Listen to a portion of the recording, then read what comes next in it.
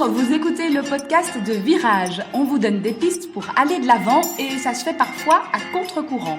Si face à un problème, quel qu'il soit, vous vous êtes déjà dit « j'ai tout essayé, rien ne va, je ne sais plus quoi faire », alors vous êtes au bon endroit.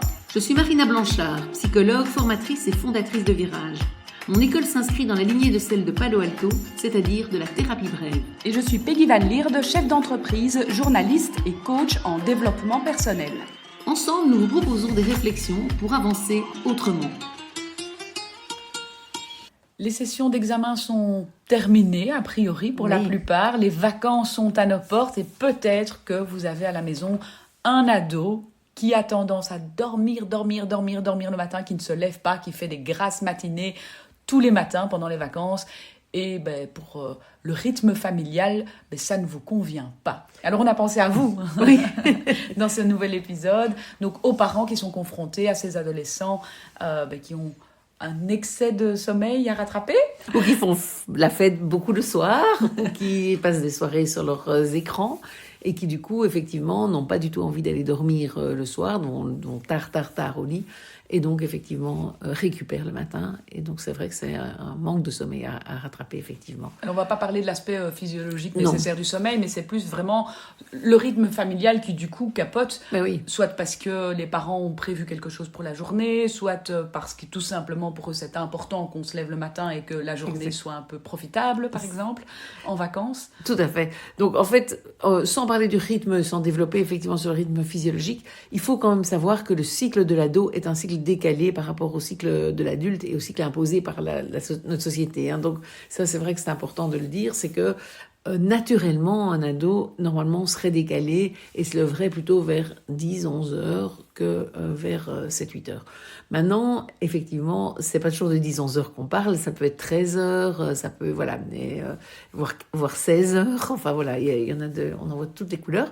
Donc, effectivement, comme parents, il y a une espèce d'équilibre à trouver entre respecter nos jeunes qui ont peut-être beaucoup travaillé avant et qui ont besoin de souffler, et en même temps, le rythme d'une famille qui, en vacances, a envie de faire des activités et de pas partir à 16 heures à la plage, quoi. Donc voilà. Donc, je pense que ce qui est important, c'est alors de se poser la question d'abord, pourquoi est-ce qu'il se leverait ? Quel serait, je reviens toujours avec une question que vous avez probablement déjà entendue dans d'autres épisodes, quel serait l'intérêt pour lui de se lever plutôt que de rester au lit, plutôt que de traîner tard le soir sur son écran? Quel serait son intérêt à aller dormir plus tôt, alors que tout se passe sans doute dans leur vie sociale, même virtuelle, plutôt tard? Ou alors que quand ils sortent dans la vie sociale pas virtuelle, les fêtes, c'est aussi, en général, c'est pas à 8h du matin, c'est plutôt le soir tard, ça démarre même tard, etc. Et donc, s'il n'y a aucun intérêt pour lui, ça veut dire que soit nous, comme parents, il va falloir en créer, si on veut qu'il se lève spontanément, soit ça veut dire qu'on va devoir y aller en mode bras de fer, quoi, et en allant au conflit. Et donc ça, je pense que c'est important aussi pour le parent de se dire, est-ce que c'est un prix que je suis prêt à payer ou pas ? Parce que c'est bien de partir à la plage tous à 10 heures avec l'ado qui est levé, mais si c'est pour qu'il râle toute la journée, etc., est-ce que finalement, il vaut pas mieux partir avec les plus jeunes et le laisser dormir ? Et je pense que ça, c'est vraiment des choix évidemment personnels à faire de la part de chaque parent, en fonction des réactions de l'adolescent, de voir aussi quelle activité proposer à la journée qui fait que ça lui donne un peu plus envie de se lever. Donc ça, c'est peut-être intéressant aussi.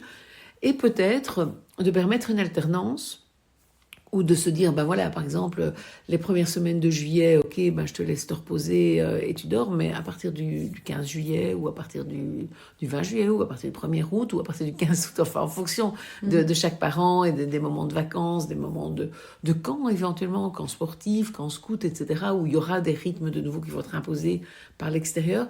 Voilà, je pense qu'il y a une espèce d'équilibre à trouver, parce que je crois que c'est important pour les ados de pouvoir vivre et leur vie sociale le soir, qu'elle soit virtuelle ou non, et leur vie, et de pouvoir récupérer. En même temps, les vacances sont aussi là pour se reposer, et eux, c'est un moment privilégié pour eux pour se reposer. C'est un peu co-construire peut-être aussi, quand tu disais choisir les moments, de se dire, par exemple, telle activité pour les parents, c'est important que toute la famille soit, et se focaliser alors peut-être là-dessus en disant, mardi, Voilà. Tu te lèveras un petit peu plus tôt, les autres jours, bon, ma foi, on te laisse le choix. C'est ça. Et comme tu le dis très justement, c'est intéressant de le prévenir à l'avance.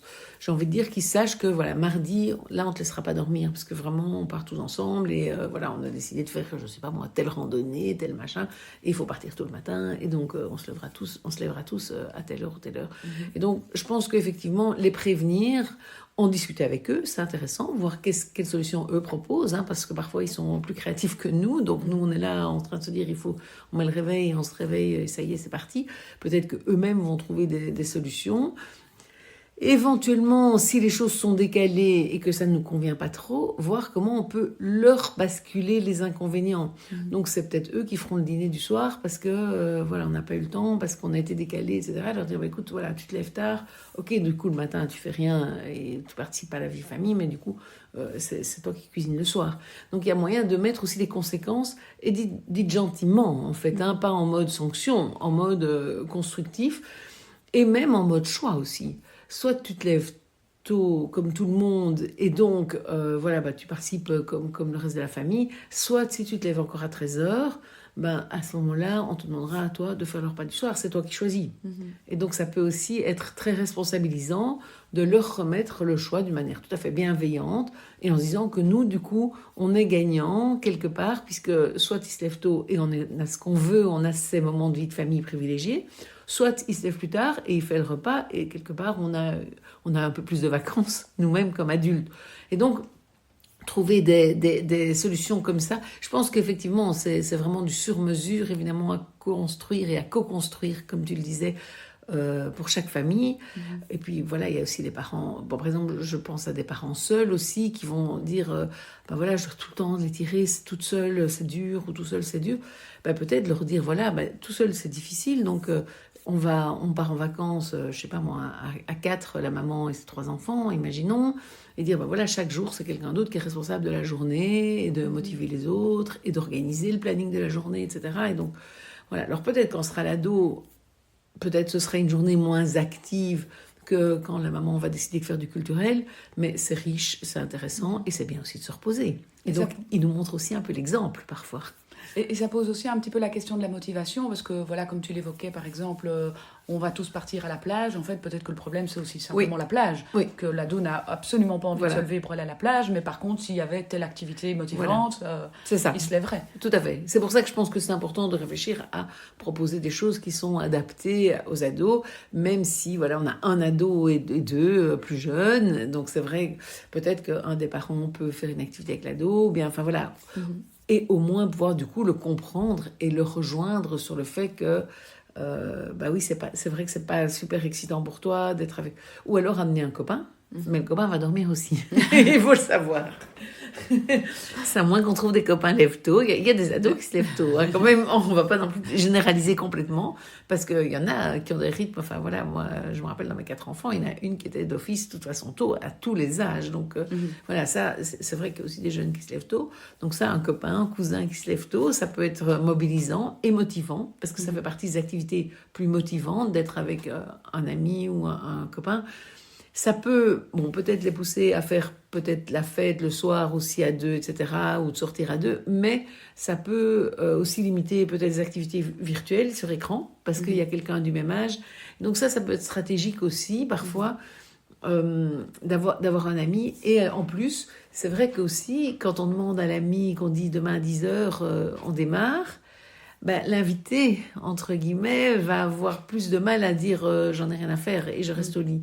Et donc, ça peut aussi entraîner de manière positive la famille. Je me rappelle d'une amie qui me disait, moi, je pars toujours en vacances avec au moins un ami d'un des enfants ou quelqu'un. Parce que quand il y a quelqu'un d'extérieur, il y a moins de conflits. Parce qu'en fait, tout le monde prend un peu plus sur soi et donc l'ambiance en est facilitée. Donc, ça peut être une stratégie aussi. Si voilà, vous avez l'impression que c'est en permanence le conflit, l'ado lui-même va pas se comporter exactement de la même manière devant un pote à lui. Et vous, probablement, aurez tendance à moins vous énerver, etc. Et ça peut remettre peut-être plus de sérénité ou d'harmonie. Voilà, comme mon ami me disait ça, voilà, je me dis, tiens, voilà, c'est une stratégie parmi d'autres, mais en tout cas, elle peut être intéressante et elle a fait ses preuves, en tout cas, chez cet ami-là, donc c'est sûr. Je pense que le plus difficile pour lui, c'est effectivement s'il est seul dans une famille où soit tout le monde est plus âgé, soit tout le monde est plus jeune, ou seul avec des parents, ou avec un parent, et où là, bah oui, même s'il s'entend bien avec son parent ou ses parents, c'est peut-être les journées lui paraissent peut-être moins excitantes, ça vaut moins la peine de se lever, et donc là c'est vrai que c'est un peu à nous parents aussi d'essayer de nous adapter, de créer quelque chose qui est chouette pour eux, ce qui est pas toujours facile, c'est un challenge quand même. Alors quand on a parlé du titre de cet épisode, moi ça m'a quand même renvoyé vers mon adolescence, et j'entends encore mon père me dire quand on sait sortir, on sait se lever. Voilà. Effectivement, hein, mais pourquoi pas, et donc ça te faisait réagir comment tu te levais? J'avais pas le choix. Oui, ça, voilà. Mais oui, c'est ça. Donc, pour certains parents, c'est hors de question. Et donc, je pense que ça, le deal, de toute façon, les ados le savent vite. Si pour leurs parents, il n'est pas question de pouvoir dormir tard, voilà, ils se lèvent, ils s'adaptent. Et effectivement, ça limite peut-être un peu les sorties parce qu'ils sont un peu plus claqués le soir. Ce qui n'est pas forcément un mal. Enfin, voilà. Donc, ça, moi, je pense qu'aussi, on doit faire avec qui on est comme parents et se dire, voilà, moi, j'étais obligée de me lever comme toi, et en fait, ça allait. Ou moi j'étais obligée de me lever, je détestais mes parents, je leur en voulais, donc moi je vais être plus cool avec mes ados.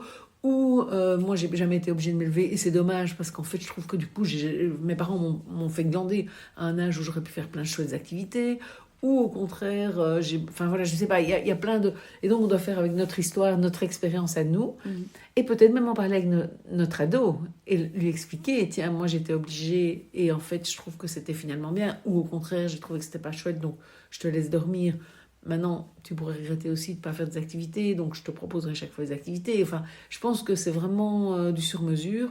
Et effectivement, c'est intéressant ce que tu dis, parce que voilà, moi je pouvais dormir, j'ai laissé mes enfants dormir, voilà, j'ai trouvé que c'était... Mais après, voilà, je ne sais pas si c'était bien. En fait. Enfin, je ne sais pas si j'ai bien fait de les laisser dormir.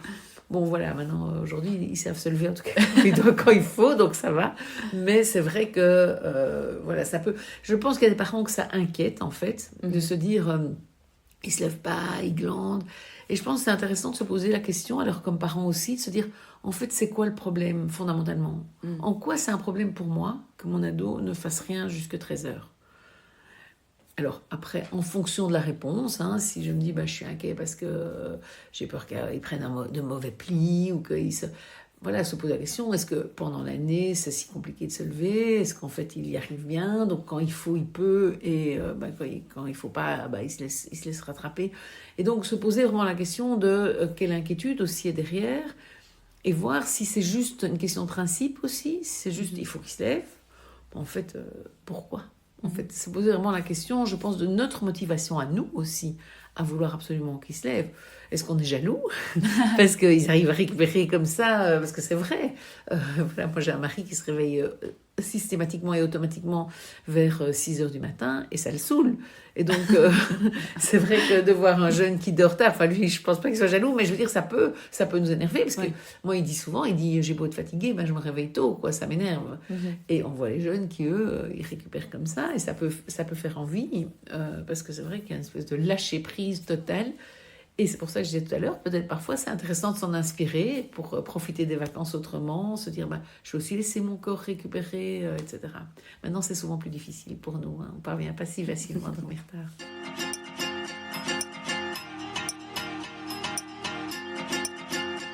Pour ne rien rater des épisodes de Virage, vous pouvez vous abonner et également nous suivre sur le compte Instagram de Virage.